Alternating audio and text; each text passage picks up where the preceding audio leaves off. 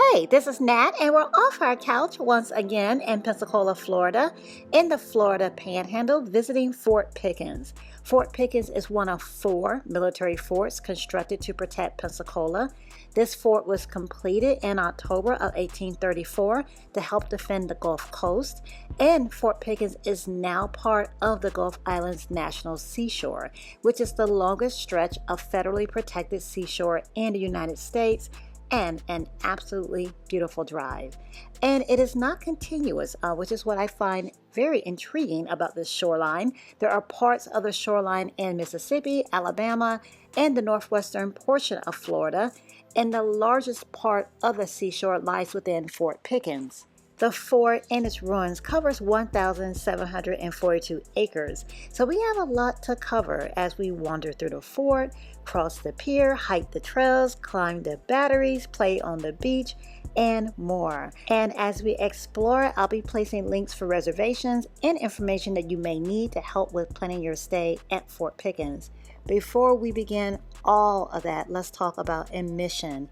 Admission fees are $15 per person, $25 per vehicle for occupancy of 6 or less. Admission fees are good for up to 7 days, and fees do vary based on how you enter the park and the number in your party, so the website link is in the description for all of the exact costs. Now, there are America the Beautiful passes. The annual passes are available, and discounted rates as well as free passes are also offered to certain individuals.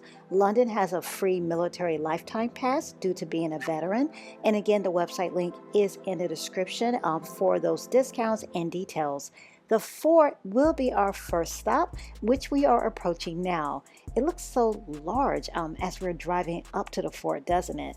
This is the largest of the 4 forts that were built to protect Pensacola and Pensacola Bay. The fort is named after Andrew Pickens, a leader of the Patriot Forces in South Carolina during the American Revolution, and the fort utilized the labor of African American men who were enslaved and skilled in masonry and carpentry, and who were brought in from New Orleans. African Americans who were enslaved here in Pensacola were used as day laborers. So these 2 signs are the beginning history of the fort, and we will continue to run into more signs explaining more of the history and occurrences at this fort as we wander. I know there is a more strategic and planned way to explore the fort, but I believe the fun of walking around a fort comes from just peeking around the corners, walking down strange, dark, narrow hallways. Tell me what you all think. What's your preferred method of exploring forts? Even though I've done my fair share of exploring, I would say, I'm looking at London's footage while editing, and I'm like, where was he? I didn't see none of this. So there's a lot to see and a lot to learn, as I already mentioned. And if you do prefer the more strategic and planned route of exploring, I have included the self-guided map with information, way more information than can be covered in this video, in the description. As we walk on the grounds of the fort, there's an informational sign that we should stop and read because it explains something very historically significant about this fort. The leader and Apache warrior Geronimo was imprisoned here, along with 15 other Apache men.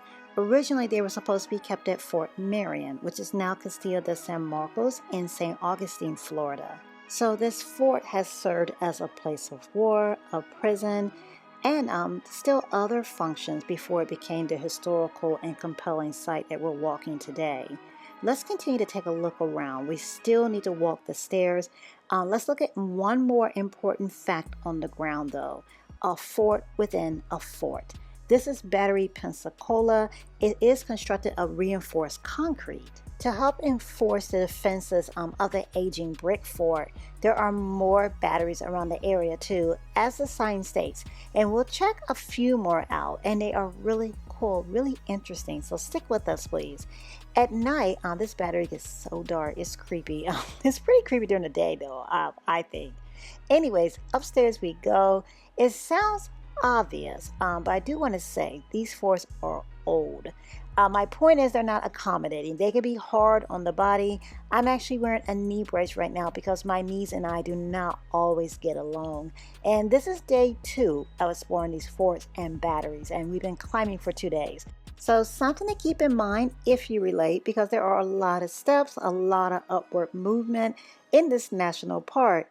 But unreliable knees and all, here we are. We have made it to the top. And always love these views from the fort. Always love looking out at the water. Here is our history lesson for this area of the fort. Fort Pickens stayed under Union control throughout the Civil War and was one of the few forts in the South to do so. And during the Civil War, Fort Pickens actually became a stop, more like a destination on the Underground Railroad. African Americans who were enslaved traveled here to this fort to gain their freedom. After the Civil War, the fort was used during World War II. It also supported an underwater minefield, and in the early 1900s, the Army set up a power plant in the fort to create electricity for the base. The fort found its place within the National Park Service in 1971. As I already said, there's way more to this Fort Pickens area, and some portions are actually closed right now, so we would normally have even more to check out. The visitor center is currently closed. The gift shop is open, and this is where you can purchase your souvenirs, purchase your keepsakes of the park, but you can also obtain passport stamps and Junior Ranger booklets here. So moving away from the actual fort now and into the ferry plaza, you can take the hop-on, hop-off ferry from here. It is seasonal. It runs during spring and summer. In 2024, it ran from March 1st to October 31st, to give you an idea. It does run from downtown Pensacola to Fort Pickens to Pensacola Beach. You can purchase tickets online. Expect the website link to be in the description for that. And you can purchase tickets here in the mine storeroom. Nearby is the Fort Pickens Fishing Pier. The pier stretches 200 feet into Pensacola Bay, and you do not need a license to fish here or sightsee. Definitely a perfect place for sightseeing, I would say. Beautiful, beautiful views.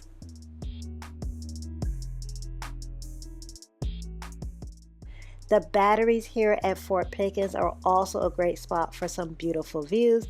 Let's check out a few now. Near the fort, there is Battery Van Swearingen, also Battery Cullum and Battery Sevier, which are closed off. These batteries were all built in response to new warfare technology. Another battery that we'll get out and visit is Battery Langdon.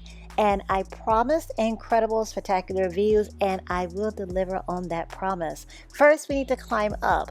It is an arduous task making the climb to the top. The battery is closed, so we are making this climb just to reach the top for the view.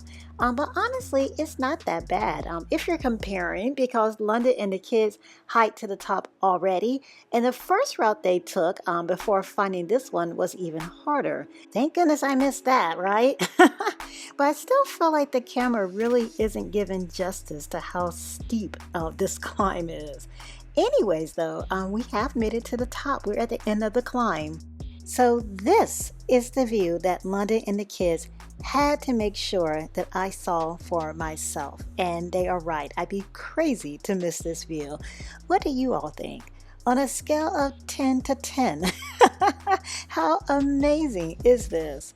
That is Langdon Beach in front of us. Both Langdon Beach and Battery Langdon is named after one of the early commanders at Fort Pickens, Loomis L. Langdon.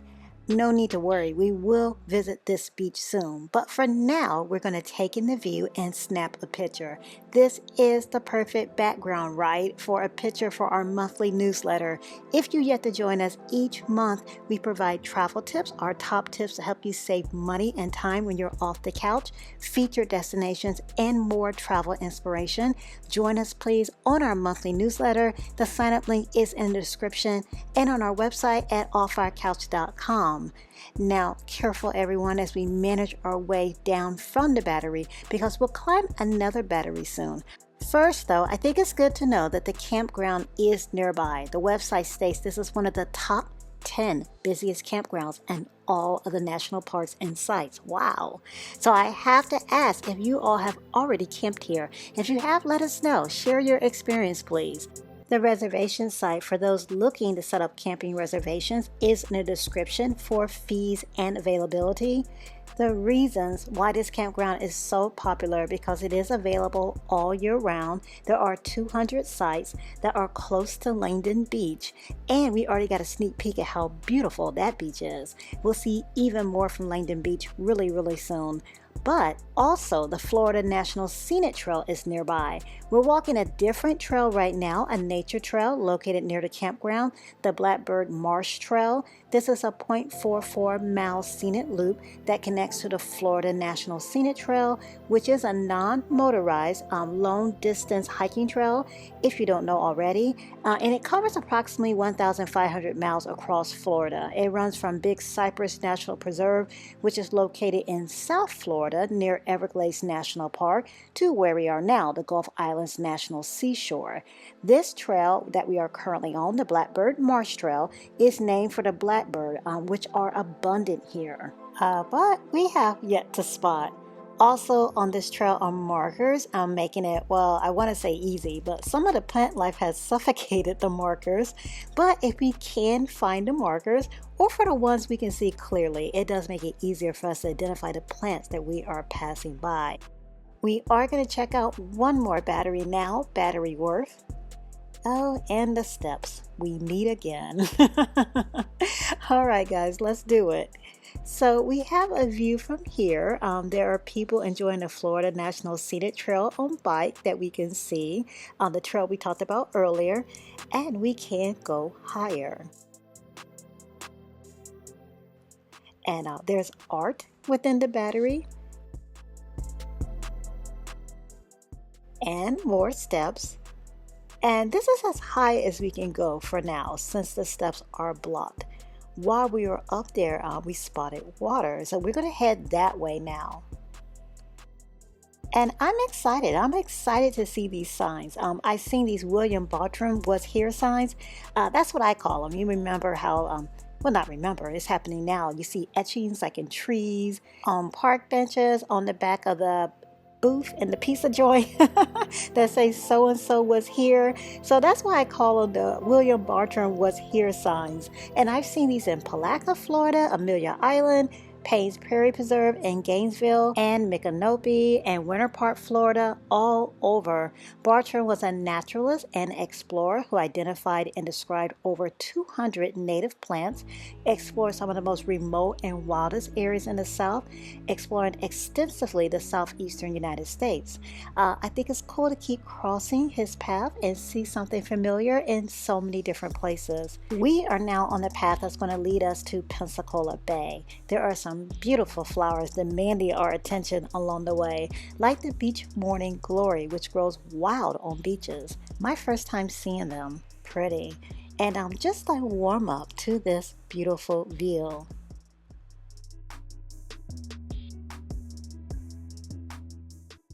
Speaking of views, the Pensacola Lighthouse is across the way. Have you already climbed that? Have you visited the Pensacola Lighthouse? If not, that is definitely a must. Absolutely gorgeous views of Fort Pickens, where we are now, as well as Pensacola Beach. It is a beautiful lighthouse. Very interesting historical site. Highly recommend it. If you were off the couch with us when we visited the lighthouse, then you already know that.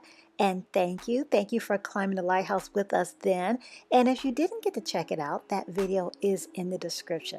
Still recommend you checking it out in person and taking in these views. I definitely hope you all aren't tiring from these waterfront views, because we are finally going to walk and play on the beach that we could see only from a distance before, Langdon Beach.